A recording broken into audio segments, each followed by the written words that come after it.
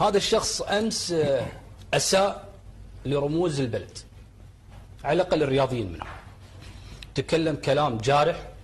وأنا أوجه لك يا وليد الفراج، وأنت يا أبو بدر تعرف مكانتك عندي، لكن كلامي مباشر لك، ومن طق الباب سمع الجواب. إذا كنت تعلم بالحقيقة وظللت الشارع هذه مصيبة، وإذا كنت لا تعلم وتتكلم في شأن كويتي بحت فالمصيبة أعظم. احنا ما نسمح لك يا وليد الفراج تتهم كويتيين انهم يعملون ضد مصلحة البلد العليا. احنا ما نسمح لك تتهم احمد الفهد او طلال الفهد او عبد الرضا عباس او ايا كان انهم وراء ايقاف الرياضة الكويتية.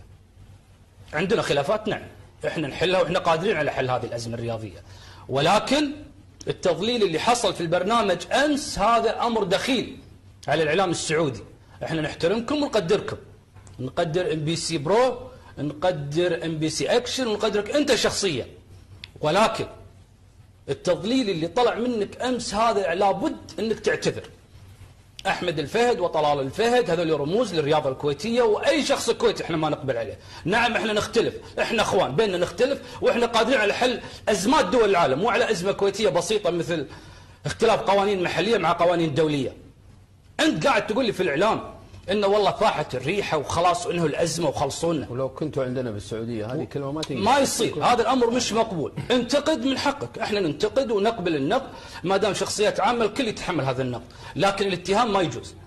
فيا وليد الفراج، البيت اللي انت فيه من زجاج، فرجاء وتحذير لك لا تعرض الرياضه الكويتيه، ولا تعرض الاعلام الكويتي، ولا تعرض الشخصيات الكويتيه، لان انت شخصيا ما تتحمل النقد. فبالتالي هذا لك تحذير، اما تعتذر ونعتبرها غلطه ووسط، مثل ما يقولون غلطه وسط حسناتك نغفرها، ولكن اذا تبي التمادى راح تسمع كلام